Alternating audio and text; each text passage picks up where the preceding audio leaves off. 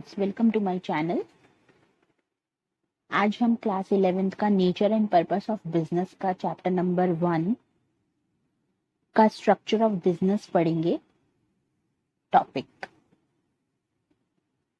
Please आप मेरे साथ इस वीडियो में एंड तक बने रहिएगा। आपको बहुत अच्छे से ये टॉपिक जो है वो क्लियर हो जाएगा। और प्लीज इस वीडियो को ज्यादा से ज्यादा शेयर कीजिए जिससे कि बहुत सारे लोगों का बेनिफिट हो सके। तो स्टार्ट कर।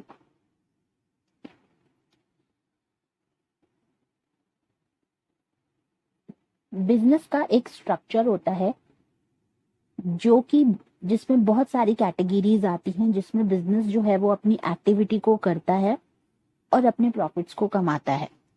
तो बिजनेस के दो स्ट्रक्चर हैं, एक इंडस्ट्री और एक कॉमर्स। इंडस्ट्री में हमारी प्राइमरी, सेकेंडरी, टर्शरी इंडस्ट्रीज आती हैं और एक आता है कॉमर्स जिसमें हमारा ट्रेड और ऑक्सिलरीज टू बिजनेस या फिर ऑक्सिलरीज टू ट्रेड जिसे हम कहते हैं वो आता है। तो आज हम कॉमर्स यानी कि ट्रेड के बारे में पढ़ेंगे, ट्रेड और ऑक्सिलरीज टू ट्रेड। अब ये ट्रेड क्या होता है? ट्रेड होता है कि जब हम गुड्स और सर्विसेज को सेल करते हैं या फिर एक्सचेंज करते हैं किसी भी प्राइस के बदले में, प्रॉफिट कमाने के बदले में। ट्रेड से होता क्या है कि हम प्रोड्यूसर और कंज्यूमर के बीच का जो लिंक होता है उसको क्रिएट करते हैं और उनके बीच में जो भी हिंड्रेंस आनी होती है यानी कि रुकावट आनी होती है वो भी ट्रेड से खत्म हो जाती है। मतलब कि प्रोड्यूसर से कंज्यूमर तक हम गुड्स पहुंचाने में हम उनकी हेल्प करते हैं। तो ये ट्रेड का बेनिफिट है। ट्रेड का मतलब है सेल या exchange of goods and services for a certain amount. अब ट्रेड के अंदर दो ट्रेड आते हैं, एक इंटरनल ट्रेड होता है और एक एक्सटर्नल ट्रेड होता है। हम इस तरीके से डायग्राम भी शो कर सकते हैं बनाकर। यहाँ पर उन्होंने एक पैराग्राफ में गिवन है, पैराग्राफ में दे रखा है कि ट्रेड जो है वो दो तरीके के होते हैं, एक इंटरनल और एक एक्सटर्नल। अब हम पढ़ते हैं वन बाय वन करके कि इंटरनल ट्रेड क्या होता है। इंटरनल ट्रेड होता है जब हम कोई भी गुड्स या सर्विसेज को खरीदते हैं और बेचते हैं अपनी कंट्री के ज्योग्राफिकल बाउंड्रीज के अंदर ही। जब हम अपनी ही कंट्री में कोई गुड्स को बेच रहे हैं या खरीद रहे हैं तो उसे हम इंटरनल ट्रेड बोलते हैं। और इंटरनल ट्रेड में भी दो और ट्रेड आते हैं, एक होता है होलसेल ट्रेड और दूसरा होता है रिटेल ट्रेड। होलसेल ट्रेड वो होता है कि जब हम गुड्स को बल्क में खरीद लेते हैं मैन्युफैक्चरर से और फिर रिटेलर को उसको बेच देते हैं थोड़ी थोड़ी क्वांटिटी में। दूसरा है रिटेल ट्रेड जो कि इंटरनल ट्रेड के अंदर ही आता है। रिटेल ट्रेड का मतलब होता है जब हम होलसेलर से गुड्स को खरीद लेते हैं कुछ कम क्वांटिटी में और फिर उसके बाद हम उसको कंज्यूमर को बेच देते हैं। तो ये होता है हमारा रिटेल ट्रेड।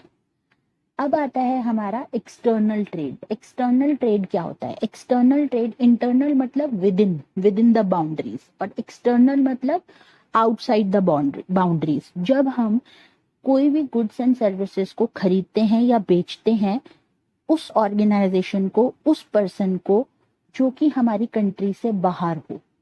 जब दो या दो से ज्यादा कंट्री के बीच में ट्रेड होता है तो उसे हम एक्सटर्नल ट्रेड बोलते हैं। अब ऐसे ही एक्सटर्नल ट्रेड भी तीन तरीके के होते हैं। इंटरनल तो दो तरीके के थे जो होलसेल ट्रेड था और रिटेल ट्रेड था, लेकिन एक्सटर्नल जो है वो तीन तरीके के हैं जो कि कौन कौन से हैं? एक इंपोर्ट ट्रेड है, दूसरा है एक्सपोर्ट ट्रेड और तीसरा है इंटरपोर्ट ट्रेड। अब ये इंपोर्ट ट्रेड क्या है? इंपोर्ट ट्रेड होता है कि जब हम किसी दूसरी कंट्री से गुड्स को खरीदते हैं। जैसे कि अगर एक इंडियन बिजनेसमैन ने मशीनरी खरीदी यूएस के बिजनेसमैन से तो इसको हम बोलते हैं इंपोर्ट ट्रेड जो कि एक्सटर्नल ट्रेड के अंदर ही आता है। फिर दूसरा होता है हमारा एक्सपोर्ट ट्रेड जिसे हम बोलते हैं कि जब हम गुड्स को बेचते हैं, इंपोर्ट में हम गुड्स को खरीदते हैं और एक्सपोर्ट में हम गुड्स को बेचते हैं।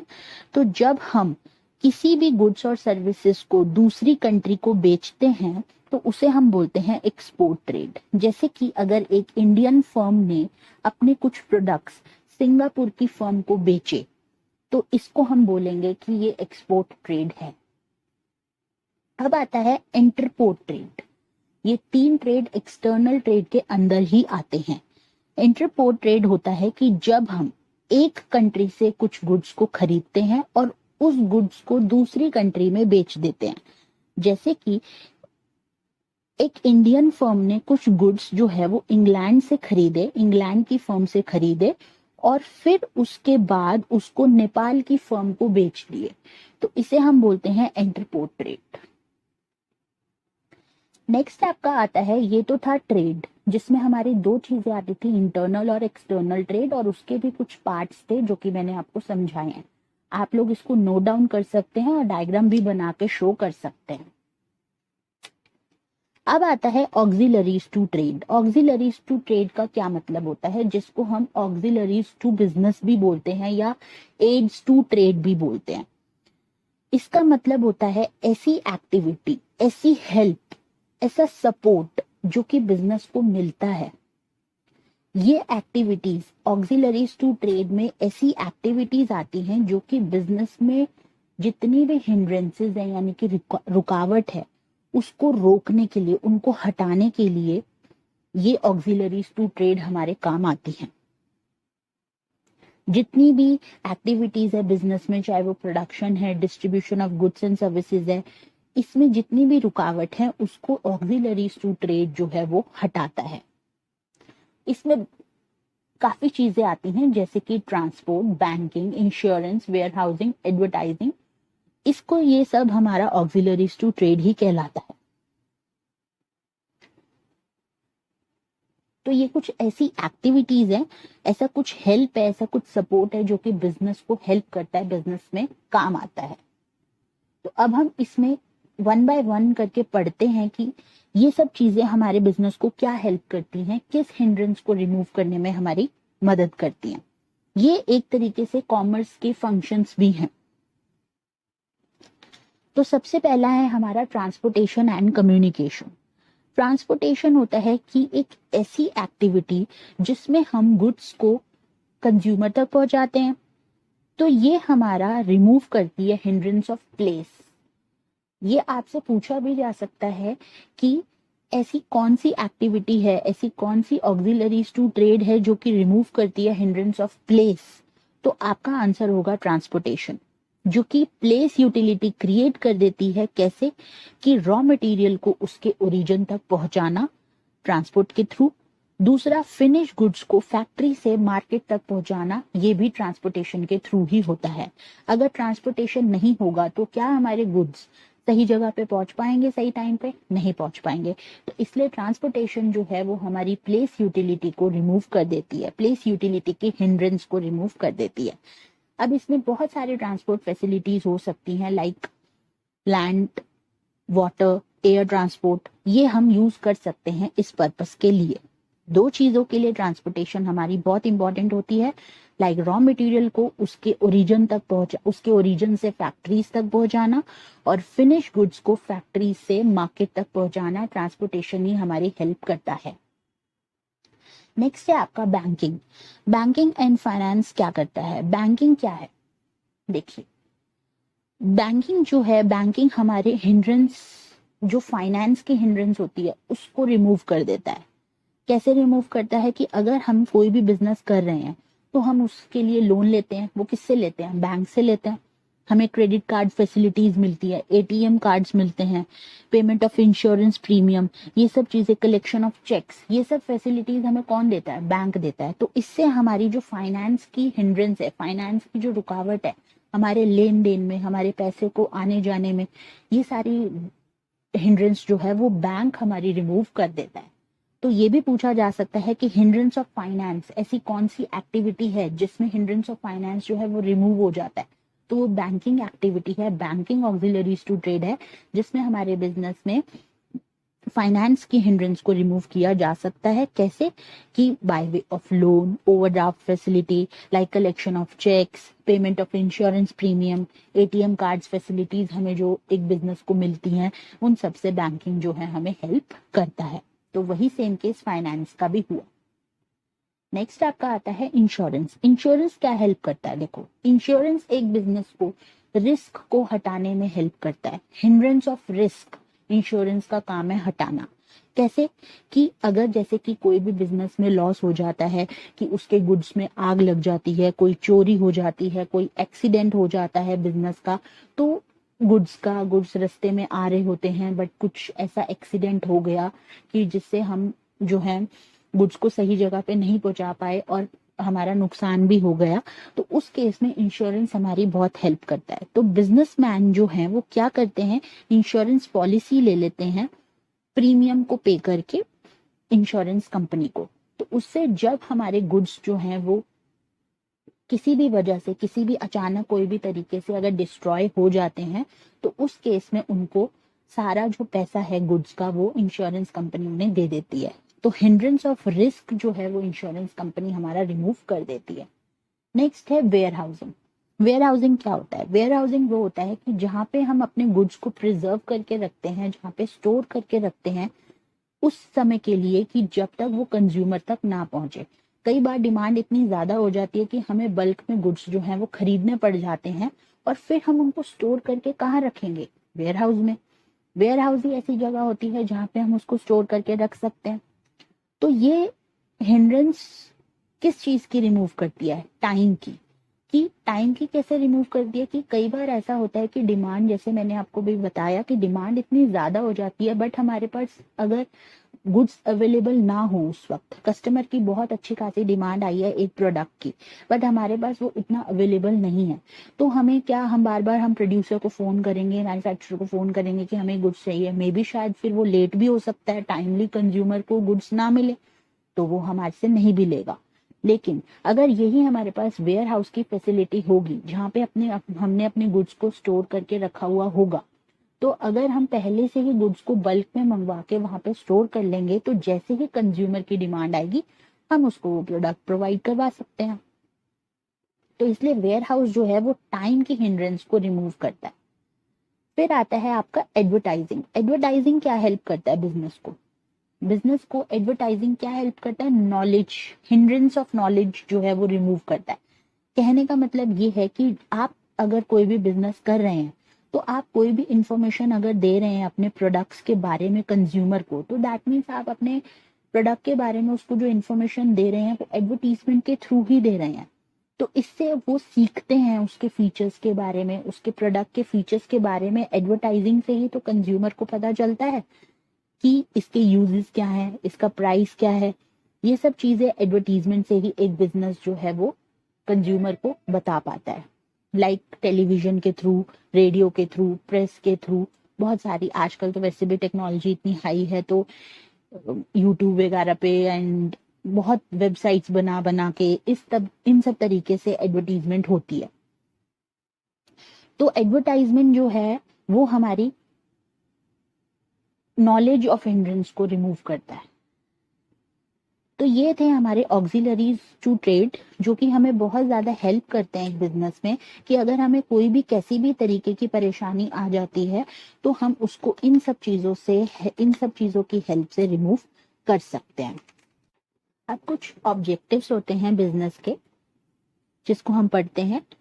हालांकि बिजनेस का बेसिक ऑब्जेक्टिव तो प्रॉफिट कमाना ही है, लेकिन एक प्रॉफिट कमाना ही उसका एक अकेला ऑब्जेक्टिव भी नहीं है।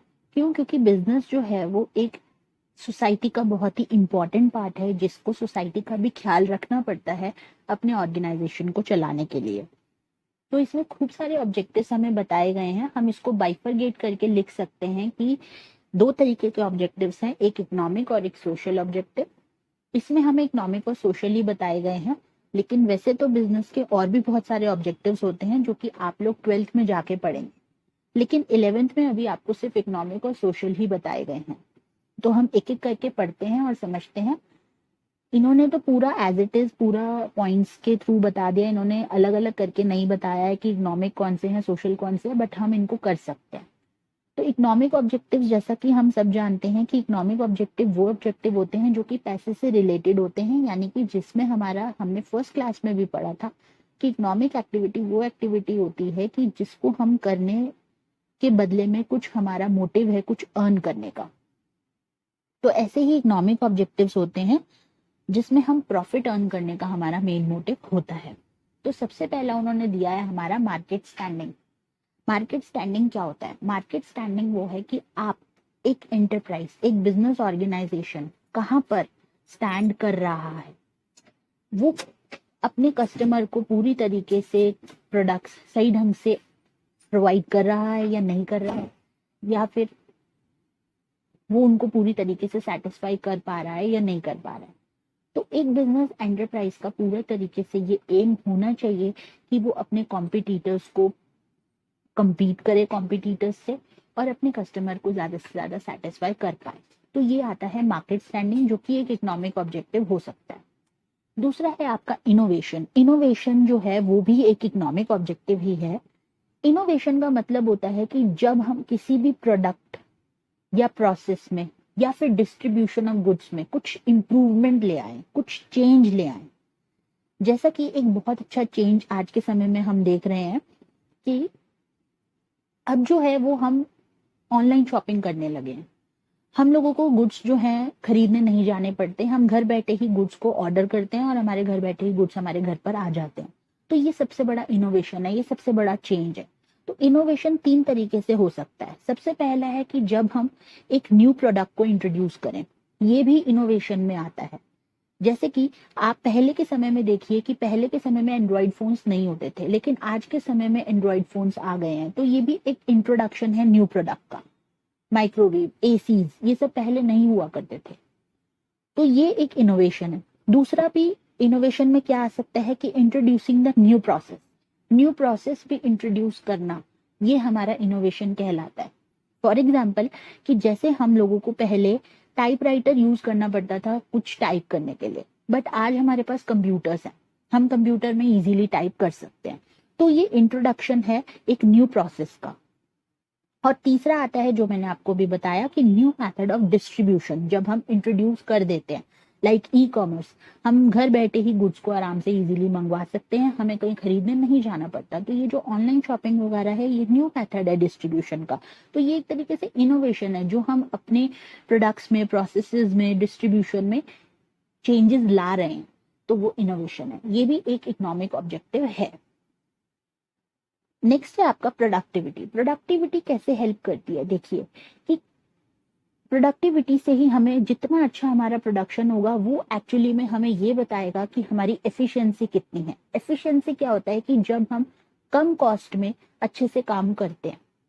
तो अगर हमें लंबे समय तक के लिए एक बिजनेस को टिकना है, उसको अपनी प्रोग्रेस करनी है, तो उसको ये देखना पड़ेगा कि उसकी जो प्रोडक्टिविटी है वो अच्छे रिसोर्सेज में यानी और कम कॉस्ट में प्रोडक्शन हो रही हो।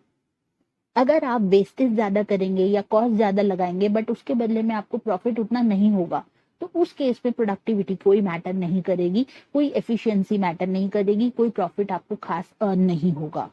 तो ये चीज हमें इसमें देखनी होगी। ये भी एक बिजनेस का ऑब्जेक्टिव होता है कि प्रोडक्शन जो है वो हमारा एफिशिएंटली चले और हम उसको पूरी तरीके से अपने प्रॉफिट को कमाने में यूटिलाइज कर सकें। जितने भी रिसोर्सेज हैं हम उसको फुली यूटिलाइज कर पाए। फोर्थ है आपका फिजिकल एंड फाइनेंशियल रिसोर्सेज। किसी भी बिजनेस एंटरप्राइज को कैसा एम बनाना चाहिए कि उसके जो रिसोर्सेज हैं, उसकी जो जरूरतें हैं, वो पूरी तरीके से वो उनको इस्तेमाल कर पाए, चाहे वो फिजिकल रिसोर्सेज हो चाहे वो फाइनेंशियल रिसोर्सेज हो। फिजिकल रिसोर्सेज कौन से होते हैं? Like plants, machinery. ये प्लांट्स वो नहीं है कि पौधे वगैरह, ये प्लांट है कि एक फैक्ट्री आउटलेट, मतलब हम पूरा जो प्लांट होता है, जैसे कि हम बोलते हैं ना मदर डेयरी प्लांट, इस तरीके से, तो वो ये वाला प्लांट है। मशीन्स, ऑफिसेज, ये हमारे फिजिकल रिसोर्सेज हैं। फाइनेंशियल रिसोर्सेज कौन से होते हैं? जिसके बदले में हम गुड्स एंड सर्विसेज को सप्लाई करते हैं और उसके बदले में हम कुछ कमाते हैं, जो हमें पैसा मिलता है वो फाइनेंशियल रिसोर्सेज है। तो एक बिजनेस एंटरप्राइज को पूरी तरीके से उनको यूज करना जरूरी है। अगर आपने इन चीजों को यूज नहीं किया सही ढंग से तो बिजनेस प्रॉफिट अर्न नहीं कर सकता। नेक्स्ट है अर्निंग प्रॉफिट। अर्निंग प्रॉफिट एक इकोनॉमिक ऑब्जेक्टिव है। अर्निंग प्रॉफिट जो है वो एक इकोनॉमिक ऑब्जेक्टिव है बिजनेस का। कैसे? किसी भी ऑब्जेक्टिव का मेन जो मोटिव है वो प्रॉफिट कमाना है। प्रॉफिट क्यों चाहिए होता है? प्रॉफिट इसलिए चाहिए होता है कि जिससे कि बिजनेस जो है वो लंबे समय तक सरवाइव कर पाए, जिससे कि बिजनेस का ग्रोथ हो पाए, हम उसको एक्सपैंड कर पाए। तो ये इसलिए हमें प्रॉफिट चाहिए। अगर हमारे पास सफिशिएंट प्रॉफिट्स आ रहे होंगे तो कल को अगर हमारे बिजनेस में कोई भी रिस्क आता है तो हम उन प्रॉफिट को इस्तेमाल करके अपने रिस्क को कम कर सकते हैं। और दूसरी चीज, अगर हमारे पास अच्छे प्रॉफिट्स आ रहे हैं तो हम उसको आगे उसका इन्वेस्टमेंट कर सकते हैं, अपने बिजनेस को बढ़ा सकते हैं, एक्सपैंड कर सकते हैं, उसको ग्रो कर सकते हैं। इसलिए प्रॉफिट भी एक बिजनेस के ऑब्जेक्टिव है, one of the main objective, economic objective है बिजनेस का। नेक्स्ट है मैनेजर परफॉर्मेंस एंड डेवलपमेंट। ये कैसा ऑब्जेक्टिव है? ये ऐसा ऑब्जेक्टिव है कि बिजनेस एंटरप्राइज को जो है वो कहीं ना कहीं मैनेजर्स चाहिए। मैनेजर्स कौन है? जो हर एक चीज को पूरी तरीके से मैनेज कर पाए, सारी चीजों को देख पाए और किस तरीके से आप पूरी तरीके से वो हर चीज को प्लान कर पाए। तो ये मैनेजर्स का काम होता है।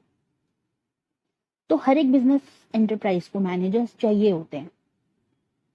अब उन मैनेजर्स को टिकाने के लिए, उन मैनेजर्स को मोटिवेट करने के लिए हर एक बिजनेस को कुछ प्रोग्राम्स बनाने चाहिए, लाइक उनको फैसिलिटीज देनी चाहिए जिससे कि वो हमारे बिजनेस के लिए बहुत अच्छा काम कर सकें।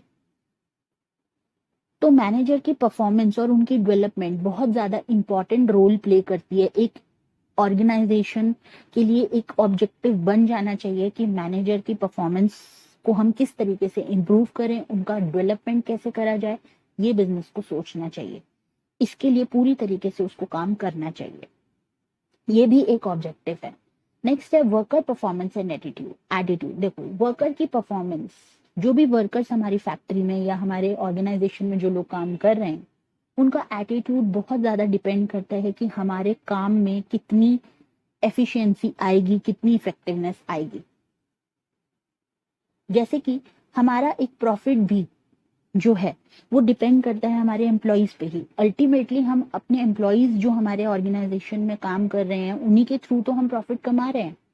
तो इसलिए वर्कर्स की परफॉर्मेंस को भी इम्प्रूव करने के लिए एक ऑर्गेनाइजेशन को अपना एम बनाना चाहिए कि हम वर्कर्स को किस तरीके से मोटिवेट करें, कैसे इंस्पायर करें, उनसे कैसे कम्युनिकेट करें, उनको कैसे लीड करें सही दिशा में, कि जिससे कि वो अच्छा परफॉर्म करें और हमारे जो है ऑर्गेनाइजेशन का प्रॉफिट हो।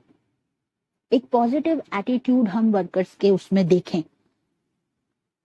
लास्ट है आपका सोशल रिस्पॉन्सिबिलिटी, जो कि सोशल ऑब्जेक्टिव्स भी कहलाते हैं। सोशल ऑब्जेक्टिव्स में बहुत सारी चीजें आती हैं सोशल रिस्पॉन्सिबिलिटीज में, जैसे कि supply of quality goods at fair prices.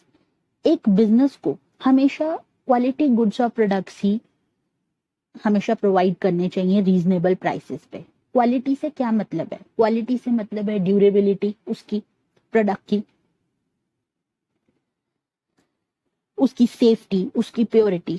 ये एक तरीके से कस्टमर के मन में सेटिस्फैक्शन जो है वो क्रिएट करेगी। और अगर एक कस्टमर हमारी प्रोडक्ट से सेटिस्फाई हुआ तो इससे हमारे नए नए कस्टमर अट्रैक्ट होंगे, तो उससे हमारे बिजनेस की प्रॉफिटेबिलिटी बढ़ेगी। तो ये भी एक सोशल रिस्पॉन्सिबिलिटी है। दूसरी रिस्पॉन्सिबिलिटी जो बिजनेस की होती है वो ये होती है कि avoidance of unfair trade practices. Business को ये ब्लैक मार्केटिंग और ये ओवर चार्जिंग, लाइक इन सब चीजों की एक्टिविटीज को अवॉइड कर देना चाहिए, जिससे कि वो लंबे समय तक उस बिजनेस में बने रहें और उनकी इमेज जो है वो इफेक्ट ना हो। लाइक अगर हम किसी भी प्रोडक्ट का ओवर चार्ज करेंगे, मतलब किसी भी प्रोडक्ट को 100 रुपए के प्रोडक्ट का 500 रुपए लेंगे, तो इससे हमारी जो बिजनेस की इमेज है वो बहुत ज्यादा एडवर्सली इफेक्ट होगी। और अगर हम किसी भी प्रोडक्ट के बारे में गलत एडवर्टीजमेंट देंगे, फॉल्स एडवर्टीजमेंट देंगे, तो वो भी हमारी बिजनेस की इमेज को कहीं ना कहीं इफेक्ट करेगी गलत। जैसे कि आज हम सब जानते हैं कि ऐसी बहुत सारी एडवर्टीजमेंट्स आती हैं जो एक्चुअली में प्रोडक्ट के बारे में कुछ और बता रहे होते हैं, लेकिन रिजल्ट कुछ और ही निकलता है। तो इससे क्या होता है, इससे प्रॉफिट्स जो हैं बिजनेस के वो लॉन्ग रन में रिड्यूस हो जाते हैं, लंबे समय तक के लिए नहीं हो पाते हैं।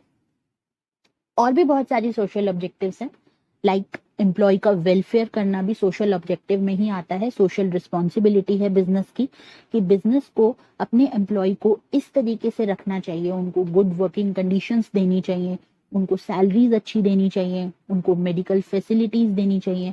इससे क्या होगा, एम्प्लॉय जो है वो आपके ऑर्गेनाइजेशन के लिए अच्छे से काम करेंगे और उससे फिर आपकी बिजनेस की प्रॉफिटेबिलिटी बढ़ेगी। और प्रोटेक्शन ऑफ एनवायरनमेंट भी एक सोशल रिस्पॉन्सिबिलिटी है। हर एक बिजनेसमैन को, हर एक बिजनेस को ये देखना चाहिए कि अगर वो कोई भी प्रोडक्ट बना रहा है तो उसके आसपास की जितनी भी सराउंडिंग्स हैं, जितना भी एनवायरनमेंट है, वो पोल्यूट ना हो। हमेशा प्रोटेक्शन ऑफ एनवायरनमेंट उसको करना चाहिए और उसको इस चीज के लिए बहुत मेजर्स भी लेने पड़ते हैं, like to check air, water, noise pollution, ये सब भी उसको देखना पड़ेगा कि कहीं उसके प्रोडक्ट बनाने से या उसके बिजनेस करने से कहीं हमारे आसपास का वातावरण जो है वो पोल्यूट तो नहीं हो रहा। तो ये सब चीजें भी हमारी सोशल रिस्पॉन्सिबिलिटी में आती हैं। तो ये थे हमारे ऑब्जेक्टिव्स, जिसको आप बाइफरगेट कर सकते हैं इकोनॉमिक और सोशल में। मैंने आपको हेडिंग्स बता दी हैं। तो अगर आपको, हमें जरूरी नहीं है कि हमें एज इट इज एनसीईआरटी की लैंग्वेज लिखनी होती है। अगर आपको टॉपिक बहुत अच्छे से क्लियर है तो आप अपनी लैंग्वेज में भी उसको बना के क्लियरली लिख सकते हैं। तो कंसेप्ट क्लियर होना बहुत जरूरी है। अगर आपको इस चैप्टर के या फिर और भी चैप्टर्स के बिजनेस स्टडीज के नोट्स चाहिए, पीडीएफ नोट्स चाहिए, तो आप नीचे दिए गए ईमेल आईडी पे मुझे कांटेक्ट कर सकते हैं। वहां पे हमने आपको सारे पीडीएफ नोट्स प्रोवाइड करवाएंगे। और वीडियो लेसन्स भी चाहिए जिसमें हमने चैप्टर्स को बहुत अच्छे से एक्सप्लेन करके समझा रखा है, तो आप वो भी हमसे ले सकते हैं। और भी 12th क्लास के भी अगर बिजनेस स्टडीज के चाहिए, इकोनॉमिक्स, पॉलिटिकल साइंस, ये सब चाहिए, तो आप हमें नीचे दिए गए ईमेल पे हमें कांटेक्ट कर सकते हैं। और इनफैक्ट ऑनलाइन क्लासेस के लिए भी आप हमें कांटेक्ट कर सकते हैं। तो आज के लिए इतना ही। आई होप आपको ये टॉपिक बहुत अच्छे से क्लियर हो गया होगा। तो इसको अच्छे से लर्न करिए। नए वीडियो में मिलते हैं नए टॉपिक के साथ। सो प्लीज मेरे चैनल को सब्सक्राइब जरूर करिए, बेल आइकन को प्रेस कर दीजिए, जिससे कि जैसे ही मैं नेक्स्ट वीडियो अपलोड करूं तो आपको मेरी वीडियो की नोटिफिकेशन आपके पास आ जाए। सो ज्यादा से ज्यादा इस वीडियो को शेयर भी कीजिए। So thank you. Next class में मिलते हैं नए टॉपिक के साथ।